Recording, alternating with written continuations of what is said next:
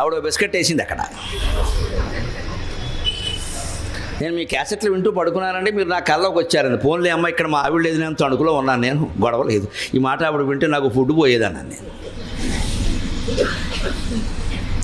ఆవిడ కల్లోకి నేను వచ్చినా, నా కల్లోకి ఆవిడ వచ్చినా, మీ కల్లోకి ఎవరు వచ్చినా, ఎవరి కల్లోకి ఎవరు వచ్చినా అవన్నీ పడుకున్న జీవుడు ధరించిన రూపాలు. వారెవరూ మన కల్లోకి రాలేదు. అందుకే కళల ఫలితాల గురించి ఆలోచించడం మూర్ఖత్వం, వెంటనే వదిలేయాలి. కళలు ఫలితాలను పుస్తకాలు రాయకూడదు, అవి మనం చదవకూడదు. తెల్లరకట్టు వస్తే ఓ ఫలితం, రాత్రి వస్తే ఓ ఫలితం, శుక్రవారం వస్తే, ఇవన్నీ గుడ్డి నమ్మకాలే. కళకి ఫలితమే ఉండదు. కళ నిజం కాదు, దానికి ఫలితం ఏంటండి? అర్థం లేనమాట. ఆ రూపాలన్నీ మనమే ధరించాం, కానీ కళను విశ్లేషణ చేయాలి. వెంటనే కళ రాగానే లేవండి, మంచినీళ్ళు తాగండి, కూర్చోండి, వెంటనే వీలైతే పక్క రూమ్లోకి వెళ్ళిపోండి, పక్క వాళ్ళకి ఇబ్బంది కలగదుగా ఒక కాగితం తీసుకోండి, వచ్చిన కళ వచ్చినట్టు రాసేయండి. పెద్ద కథ తయారవుతుంది, స్క్రీన్ ప్లే, ఓ సినిమా పెట్టి తీయచ్చు.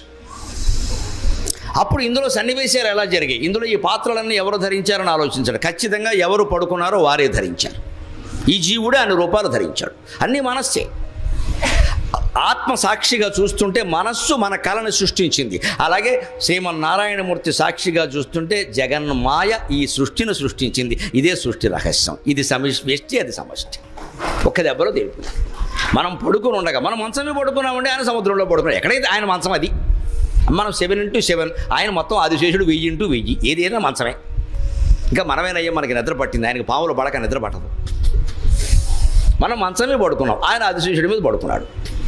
మన జీవితంలో మనం ఒక కళ కన్నాం, ఆయన ఒక కళ కన్నాడు. అది విశ్వం అనే కళ, మనది మన కళ. ఈ మన కళలో పాత్రలన్నీ మనమే ధరించినట్టే ఈ విశ్వంలో పాత్రలన్నీ ఆయనే ధరించాడు. అంచేత విశ్వం విష్ణువు. ఈ భావన ఎప్పటికీ ఉండాలి. ఇప్పుడు కూర్చొని చెబుతున్నప్పుడు నాకు ఉంటుంది, మీకు ఉంటుంది. ఇన్నాళ్ళ బట్టి అర్థం లేదు, ఒక్క దెబ్బలో చేశారు. గరికిపాటివారు లేచాక దులిపారు, నువ్వు దులిపావు, అయిపోయింది మొత్తం. మళ్ళీ ఇంటికి వెళ్ళగానే కోళ్ళు, అత్తగారో, మామగారో, ఆ తోడలుడు ఎవడో నచ్చలేదు అనుకోండి, వీడు ఇంతే, ఆ పెంపకమే అంతా, మళ్ళీ అవతలకి వెళ్ళిపోయింది వ్యవహారం. అలా పెంపకం కూడా విష్ణువే కదా, ఆ కోళ్ళ కూడా విష్ణువే కదా, ఆ తోడళ్ళు కూడా విష్ణువే కదా, ఆ కుక్క కూడా విష్ణువే కదా, ఎందుకు తిడుతున్నావు? ఇదే బుద్ధి. వింటున్నప్పుడు బాగానే ఉంటుంది. దీన్ని పురాణ వైరాగ్యం అంటారు. పురాణం వింటున్నప్పుడు అంతా జ్ఞానుడే, శంకరాచార్య ఎవడికి సరిపోవడం ఇందులో. ఇప్పుడు ఇంటికి వెళ్ళగానే అంతా వంకరాచార్యే. అందుకని మరి ఎందుకు అవుతుందో కూడా గమనించండి దయచేసి. విశ్లేషణ మనకి ఇష్టం లేదు, సమస్యది. ఈ జ్ఞానంలో ఉండడం మనకి ఇష్టం లేదు. ఈ పట్టించుకున్న తేనె, బంక, జిగురు, ఆమదం ఉందే, దాన్ని వదలడం మనకి ఇష్టం లేదు. ఈ భార్య పిల్లలు కావాలి, ఈ భర్త కావాలి, ఈ బంధాలు కావాలి, ఈ డబ్బులు కావాలి, ఈ వైభవాలు కావాలి, ఈ బంగారం కావాలి, ఈ ధనకనక వస్తు వాహనాలు కావాలి అని మనస్సు పిచ్చి తపన పడుతుంది. అవి పడుతున్నంతకాలం దేవుడు దొరకదు. అందుకని కళ అర్థమైతే భూతకృత్తు. ఆ కళలో పాత్రలన్నీ జీవుడు ధరించారు. ఒక జీవుడు పడుకొని తాను కలగని మగవాళ్ళు, ఆడవాళ్ళు, చెట్లు, చేమలు, నపుంసక పాత్రలు, జీవరాశి పాత్రలన్నీ తానే ధరించి ఓ అరగంట సేపు తానే మాట్లాడుకుని, తనతో తానే దెబ్బలాడి, తనతో తాను ఆనందించి, తనతో తాను విభేదించి, కింద పడి మీద పడి ఏదో చేసి కళలోంచి బయటికి రావడం నిజమైనప్పుడు శ్రీమన్నారాయణమూర్తి క్షీరసాగరంలో చేరించి ఈ విశ్వం అనే కళ తానే కని కృతయుగాన్ని, త్రేతాయుగాన్ని, ద్వాపర యుగాన్ని, కలియుగాన్ని, రకరకాల ప్రవృత్తుల్ని సృష్టించి ఆనందించి మొత్తం ముక్తి పొంది బయటకు వస్తున్నాడు అనడం అబద్ధమా? పక్కా నిజం అండి, పక్కా నిజం. That's what is going on. జరుగుతున్నది అదే. పరమాత్ముడు కన్న కళలు ప్రపంచములు, నిద్రలోన కన్న కళ నిక్కముగాదు గదా తలంపగన్ అని సాగర ఘోష కావ్యంలో రాశారు. మనం కంటున్న కళ మన కళ అయితే, దేవుడు కంటున్న కళ ఈ విశ్వం. అందుకని ఇందులో కేవలం నిమిత్త మాత్రంగా మన పాత్ర ఏదో మనం చేయడమే. కళలో కూడా మన పాత్ర మనం చేస్తున్నామో లేదా తెలుసో తెలియకు అంతే. ఇది కళ అనుకుని చేయి, ఏం జరిగినా మంచిదే. ఇంట్లో పెళ్లి జరిగింది, మంచిదే. ఎవరో పోయారు, అది మంచిదే, వదిలే ఆ విషయాన్ని. మా ఇంట్లో ఎప్పుడూ శుభాలే జరగాలి, అశుభాలు జరగద్దని కోరుకోవద్దామా? అలా కోరుకుంటే తట్టుకోలేం, జరిగి తీరతాయి. అందరి జీవితాల్లోనూ అశుభాలు జరిగాయి, అందరి జీవితాల్లోనూ శుభాలు జరిగాయి. శుభాశుభాలు సమానంగా భావించడం భక్తి, కానీ శుభాలు మాత్రమే కోరుకోవడం భక్తి కాదు. శుభాశుభ పరిత్యాగి భక్తిమాన్ యస్సమే ప్రియక అని భక్తి యోగంలో భగవంతుడు చెప్పాడు. శుభాశుభాలు సమానంగా భావించేవాడు భక్తుడు అన్నాడు. శుభాలు మాత్రం జరగాలని కోరుకునేవాడు భక్తుడు కదా, వాడు స్వార్థపరుడు కింద లెక్క. అశుభాలు మనం కోరుకోలేం, కాబట్టి ఏం చేయాలి? శుభాలు కోరుకున్నా ఉపయోగం లేదు, అశుభాలు మనం కోరుకోలేం, కాబట్టి ఏం చేయాలి? అసలు ఏమీ కోరకుండా ఉంటే అంతకంటే మించింది లేదు. దేవుడు గుళ్ళోకి వెళ్ళి దండం పెట్టుకోవడానికి కోరికలు దేనికండి పని లేక. అందుకని భూతభృత్ ఈ జీవులన్నింటినీ ఆయనే భరిస్తున్నాడు. మొత్తం కళలో భరించినట్టే మనం ఎలా భరిస్తున్నాం? కళలో కూడా ఇంకా మీరు గమనించడం విచిత్రంగా కాలం కూడా మించే. ఎందుకంటే మన కళలో ఒక 10 ఏళ్ల కథ ఒక 10 నిమిషాల్లో వచ్చేస్తుంది మనకి. ఒక 10 ఏళ్ల కథ అంతెందుకు, సినిమా అయితే బాగా అర్థమవుతుంది. వెనక చిక్కడో దొరకడో కథలు వదలడు లాంటి సినిమాలు ఉండేవి, జానపద సినిమాలు. మన ఎన్టీ రామారావు, కత్తి కాంతారావు ఇద్దరు ఉండేవారు. వీళ్ళు ఆ సినిమా మొదలెట్టాక మీరు చూడండి, చిన్నపిల్లలు రాజకుమారులు అనమాట ఇద్దరం. ఓ తల్లికి 2 పిల్లలు పుడతారు రాజుగారు అబ్బాయికి. అప్పుడు రాజనాలు ఉంటాడు పక్క రాజ్యం వాడు దాడి చేస్తాడు. వాడే కదా వెళ్ళనప్పుడు దాడి చేస్తే ఈ రాజుగారు చచ్చిపోతాడు. ఈ గర్భిణీ స్త్రీ పారిపోతుంది పాపం, ఎక్కడ తీసుకెళ్ళిపోతారు కదా. అలాగే ఈ తల్లికి పిల్లలు వీళ్ళిద్దరూ మట్టిలో గొడుకేలు ఆడుకుంటూ ఉంటారు. రామారావు, చిన్న కాంతారావు. ఇలా ఓ పావుగంట కథ నడుస్తుంది. వీళ్ళు అరణ్యంలోకి వెళ్ళడం, వాళ్ళని ఎవరో ఋషో ఎవరో గిరిజనులు ఎవరో చూడడం, పెంచడం, అక్కడేమో వీడేదో ఏడవడం, వాళ్ళు ఏదో అంటూ ఉండడం, పాపం రాజు కొడుకులమ్మ ఇలా అయిపోయారనడం. ఇదంతా ఓ పావుగంట అవగానే కాస్త కొంచెం ఓ పావుగంట గడిచాక ఈ చిన్న రామారావు, చిన్న కాంతారావు కలిసి 2 కత్తులెట్టి సరదాగా ఫైటింగ్ చేస్తారు, నేర్పుతూ ఉంటారు అనమాట. ఆ ఫైటింగ్ జరుగుతుండగా పెద్ద రామారావు, పెద్ద కాంతారావు అయిపోతారు. మనం ఎంత అజ్ఞానంలో అండి. పావుగంటలో పెద్ద రామారావు ఎలా వచ్చాడు? ఇది అర్థమైతే జీవితం అర్థమవుతుంది, విష్ణు సహస్రం కూడా అర్థమవుతుంది. ఇది ఉదాహరణ. సినిమాలు మాట్లాడుతుందంటే సినిమాలు మాట్లాడితేనే అర్థమవుతుంది.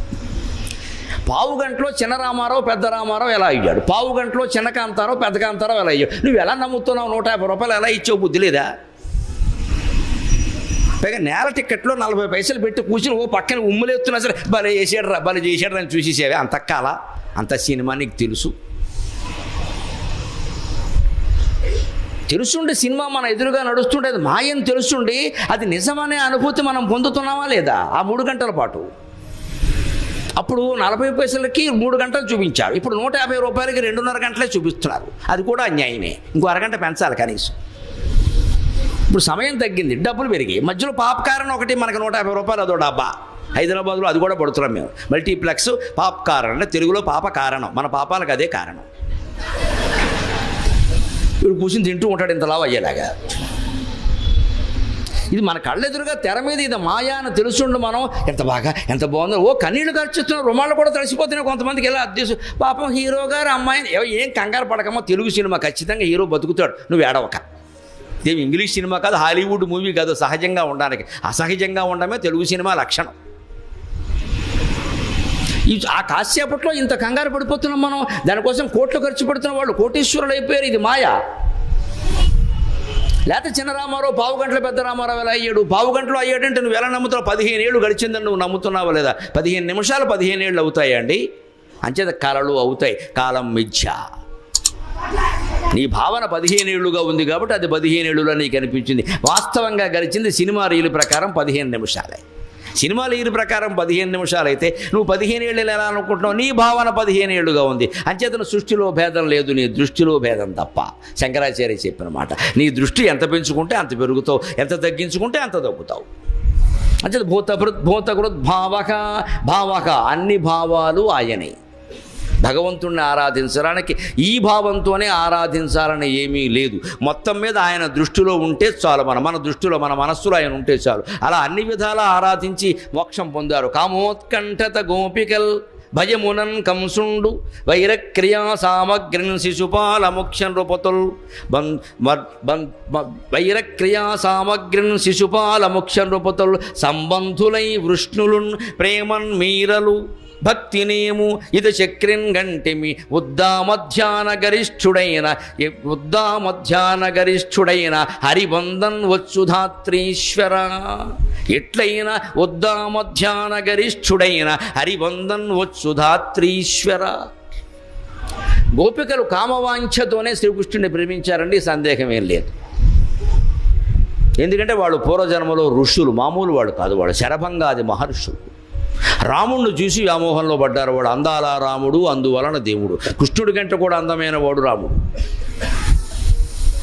అందున క్షత్రియ కళ, ఆ కళ వేరు. దాన్ని చూసి ఋషులు వ్యామోహంలో పడ్డారు. స్త్రీలు కాదు, పురుషులు కాదు, ఋషులు వ్యామోహంలో పడ్డారు. అంత అందమైన వాడు రాముడు.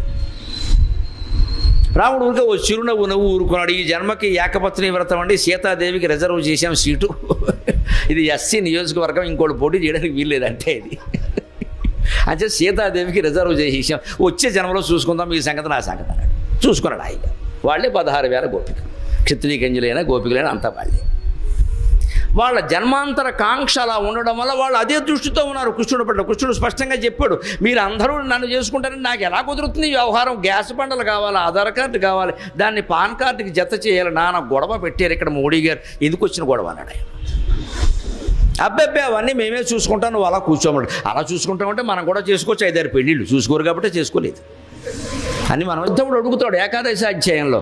8 మందితో కాపురం చేస్తున్నావా, ఎలా చేస్తున్నావు అన్నాడు. నేను చేయడం ఏంటి, వాళ్ళే చేస్తున్నారు అన్నాడు ఆయన. అది శ్రీకృష్ణుడు జవాబు. పైగా ఉద్ధవా, నువ్వు కూడా నిశ్చింతగా ఉండాలంటే ఓ పని చేయవయ్యా జీవితంలో అన్నాడు. ఏమిటో తెలుసా? అందరినీ ప్రేమించుము, ఎవరి యందు ఆసక్తి చూపించకము అన్నాడు. అది వేదాంత రహస్యం. అది వేదాంత రహస్యం. మనం అక్కడే దెబ్బతింటాం. ఉంటే ఇంకోటి తినగానే నాకు బొబ్బట్లు చాలా ఇష్టం అని నా బోటిగాడు ప్రకటించాడు అనుకో, జీవితం అంతా బొబ్బట్లే తినాలి. ఎందుకంటే ఆయనకి బొబ్బట్లు ఇష్టం, ఆయనకి బొబ్బట్లు ఇష్టం అనే విషయం ప్రచారం అయితే ఎవరింటికి వెళ్ళినా బొబ్బట్లు పెడతారు, తినలేక చచ్చిపోతారు ఇక్కడ. నేను పొరపాటుని ప్రకటించి ఇబ్బంది పడ్డా. 2-3 ప్రవచనాల్లో అరటికాయ వేపుడు, వంకాయ పచ్చడి అన్నా. నాకేవో అవి ఇష్టం కొంచెం. అవి చెప్పినందుకు ఏమైందంటే, నేను కింద సంవత్సరం చూశానండి, ఏడాదిలో నేను బయట ప్రవచనాలు చెప్పిన ఒక 100-150 ఉన్నాయి. 150 అరటికాయ వేపుడు, 150 వంకాయ పచ్చళ్ళు తిన్నాను నేను. విసిగెత్తిపోయింది ప్రాణం. పైగా నాకు అవి ఇష్టం కావడం వల్ల ఇంటికి వెళ్ళాక ఆవిడ కూడా అవే పెట్టింది. నువ్వు ఇవే పెడితే నేను బతకాల వద్దా అన్నాను. మరి మీరు ఎందుకు చెప్పారండి అవి? మనం చెప్పకుండా ఉండలేం. మనం ఏం చేస్తాం, మన బలహీనత మంది చెప్పేయడం అలవాటు.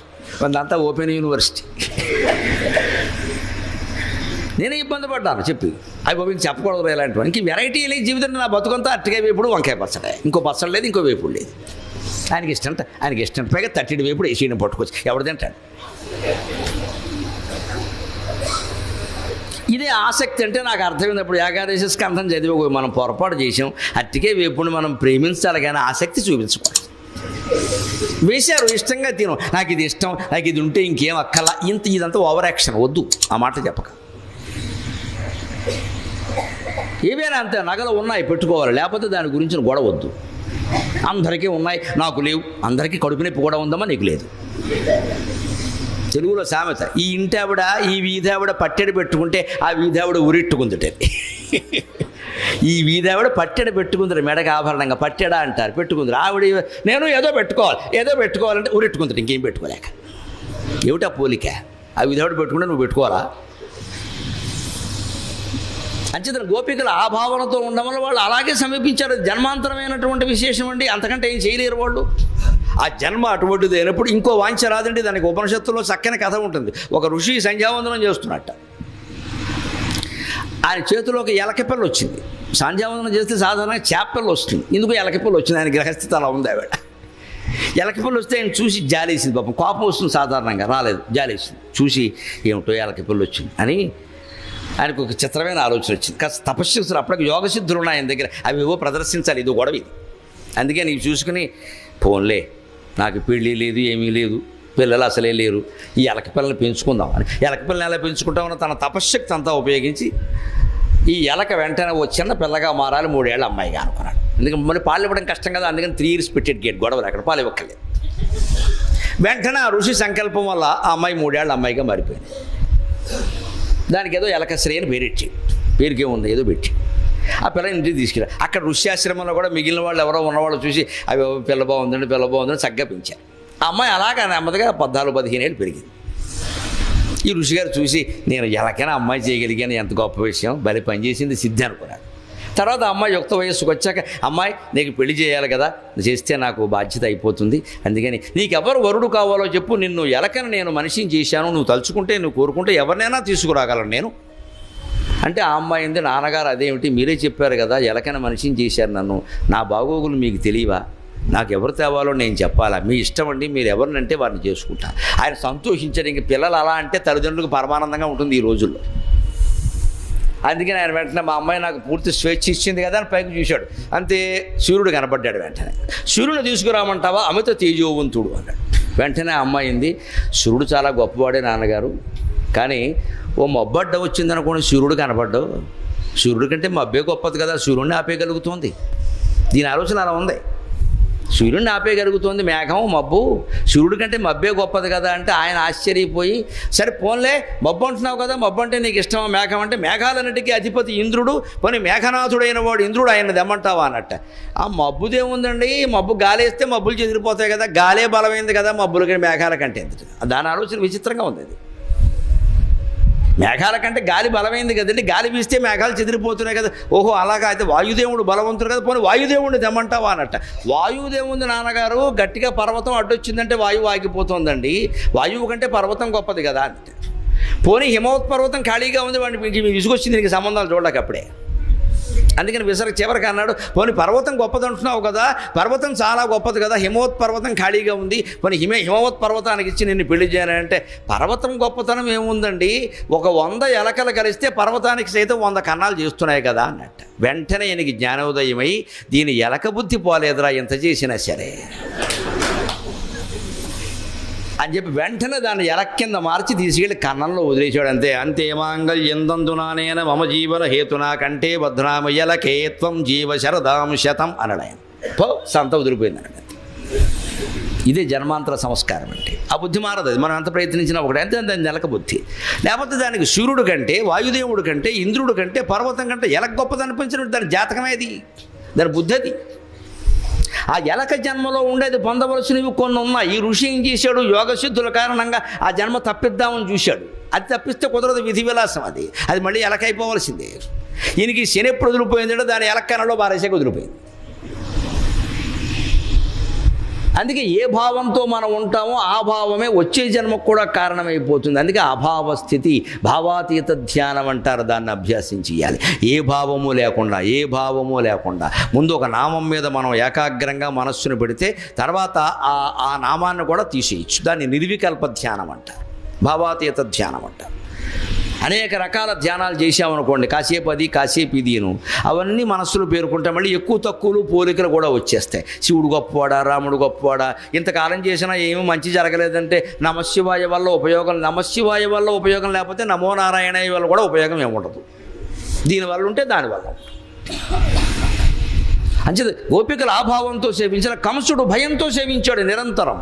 తిరుగుచు కుడుచుచు లేచుచు అరుగుచు కూర్చొనుచు లేచుచు అనవరతంబున్ హరి తలచి జగమా హరిమయముగచు కంసుడు ఆరని అలుకన్. తింటున్నా సరే, కూర్చున్నా సరే, లేస్తున్నా సరే, ఏ పని చేస్తున్నా సరే కృష్ణుడు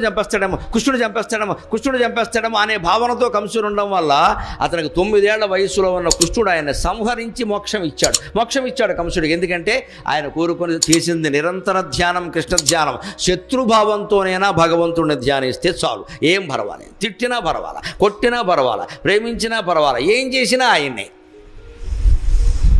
అంచేత భగవంతుడికి పవిత్రం అపవిత్రం అనేవి ఉండవు. ధర్మము అధర్మం, కోరిక అకామం, క్రోధం అక్రోధం ఉండవు. నీ మనస్సు ఆయన మీద ఉంటే చాలు, నువ్వేం చేసినా మంచిదే.